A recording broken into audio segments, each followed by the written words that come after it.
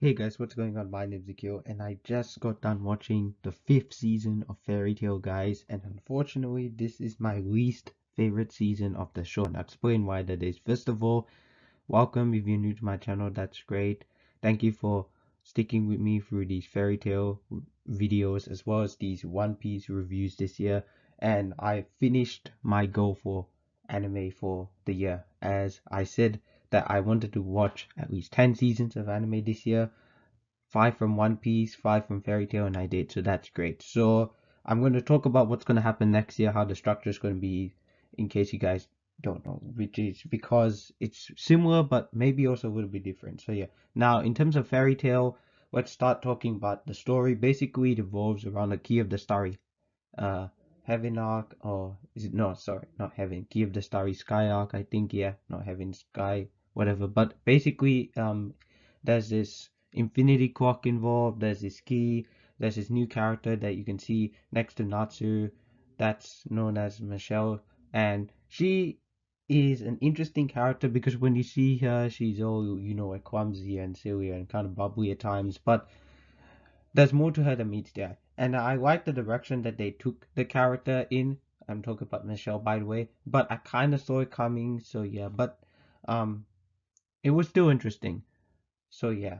Now that's all I can say without really spoiling too much, because as you guys know, I don't like to spoil my anime reviews. And I would say that because there is a time jump that happens after season 4 of the show, which is when they get stuck on Tenro Island, and there's a 7-year time jump. Everyone's older. It's kind of like Endgame.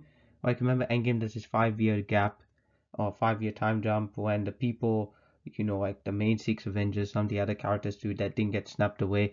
They are older, but the people come back. They are 5 years. They haven't aged a day. So like Peter Parker and all that is still quite young. So it's kind of like this here. So Natsu, Lucy, and some of the other characters, that pretty much all the major characters of the show that were stuck on Tenro Island from the Fairy Tale Guild are still the same age. So now they're gonna slowly grow up and uh, age, if you know what I mean. So yeah, and that's all I can say about that. And so there's big drastic effects and implications. Villains come back, and I wasn't expecting that. That was quite cool.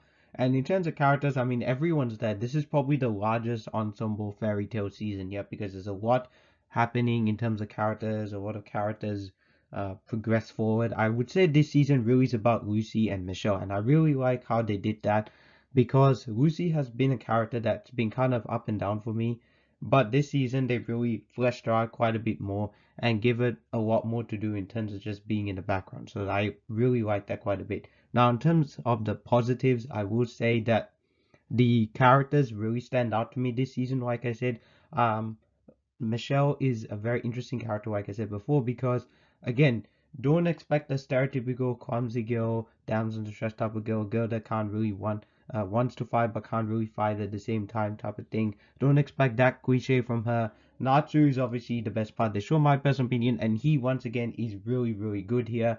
There are some moments where it feels like he's kind of like the third wheel to the story, because it's more about Lucy and Michelle. But nevertheless, it's still really good with the characters. And also the action once again is phenomenal. It's not as good as probably season 4 maybe, but I still really like the action overall. And lastly, I would have to say the twist over at the end involving Michelle's character was quite interesting. I knew there was something going on about her, but I didn't know exactly what was going on, so that was quite cool. So yeah, and in terms of negatives, now this is where I feel like the season really fell back for me. The first big negative by far is the story. The story this season was just not super compelling. It was not the most interesting at all. It was just about the Infinity Clock, a key, Michelle, blah blah blah, and then some stuff about this guy called Will Neville, and then the Archbishop and all that. It was so like boring kind of at times. I'm not gonna lie. Well, not really boring, kind of random and out of nowhere just randomly comes. Like, it's more about like history and the past and all that, which I guess is quite interesting. But in a show like this, where it's mostly about action and character and not so much plot at times, not to say there isn't plot, but there is. But this season really has a story that is not the most interesting to me, and I can see many people not liking this season that much, because for me, like I said, it's my least favorite season of the show so far. And while I really do like all 4 seasons of this show, I still think that this show is not as good as One Piece because One Piece to me has better character development, I would say. This is more about the fun and the action. One Piece may have not as mind-blowing action sequences, but the character development and maybe the overall story progression of the characters overall is quite interesting. Here, it's more about enjoying the ride, and that's what this season is. And then the second thing that I have to say is that this season was not as enjoyable as the others, you know? I didn't find myself going, wait, what? Multiple times and all that. Only once with the whole Michelle twist. Everything else was just kind of normal and all that. I wasn't wowed by so many action sequences, so it wasn't as enjoyable. The story wasn't the most interesting. And last but not least, I already mentioned this. Some characters kind of feel like they're just there in the background. Like, for example, Natsu.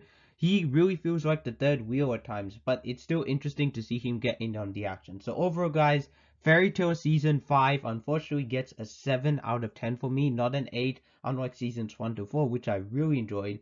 Still, nevertheless, I'm very excited for Season 6, which I heard is a good chunk of the Grand Magic Games because for some weird reason they decided to split the Grand Magic Games arc into like 2 seasons. I know Season 7 is the longest with 90 episodes, so yeah, now here comes the part where you guys are probably wondering what's going to happen next year. Well, since I've already done 5 seasons of One Piece and Fairy Tail for the year as promised, which is great. That's awesome.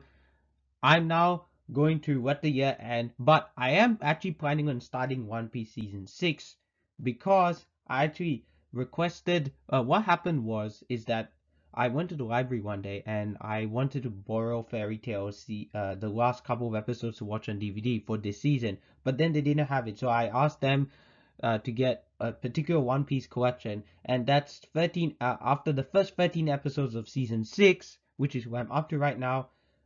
That's the point that I'm up to. That the DVD starts. I think it's episode 157, I believe. So I have to watch. Sorry about that, guys. I have to watch from episodes 144 to 156, which is like 13 episodes or something. I would say, yeah. So maybe towards the end of the year I'll start that because the year's already ending. But don't worry, that will be on my TV ranking as well as this. So I should say my TV ranking video will be coming out very, very soon. I still have to catch up on Wheel of Time. Hopefully that finishes. Hawkeye's almost finished, so that's great. And Book of Boba Fett and Witcher will probably be on next year's list. So yeah. But in terms of anime, what's happening next year? I am still gonna do One Piece at the start of the year. So One Piece season 6, 7, 8, 9, and 10.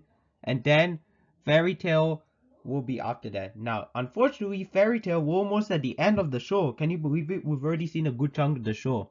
But fun fact, season 7 is the longest with 90 episodes. So that's why we're not technically halfway yet. So next year we will still be we won't still be on the halfway mark for Fairy Tail, but Fairy Tail season 6, 7, 8, and 9 will all be covered next year. I'll try and see how much I can do. If I can't, I can't. Because next year I'm actually moving from college to uni. It's going to be a little bit more intense. We'll see how that goes. But anyway, yeah. So I'll try and put some of those videos up for you. And then once I finish Fairy Tail, and if I finish it, I should say, I will probably be starting a new anime. And that's probably either going to be Haiku, is that how you pronounce it? The volleyball one, and Death Note. So that's gonna be a hard choice. I really don't want to jump onto something super long. I want to give the long running anime a break. This is already quite a lengthy show. So yeah, but I'm glad I've seen like at least 150 episodes of Fairy Tail. It's a great show. I'm really enjoying it. Apart from this season, everything else has been spectacular so far. So I can't wait to see how the rest of the show plays out.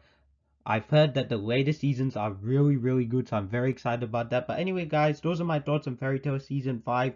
I liked it, but I didn't love it. So, yeah, thank you guys so much for watching. And also, I'm watching Spider-Man next week. Guys, I've already got my tickets. I'm not watching it this week, unfortunately, but I'm watching it next week. And maybe some other reviews will come up. Keep an eye out for that. Anyway, guys, thank you guys so much for watching. Don't forget to like, comment, and subscribe to my channel. My name's Akil, otherwise known as the Comic Director, and I'm signing out.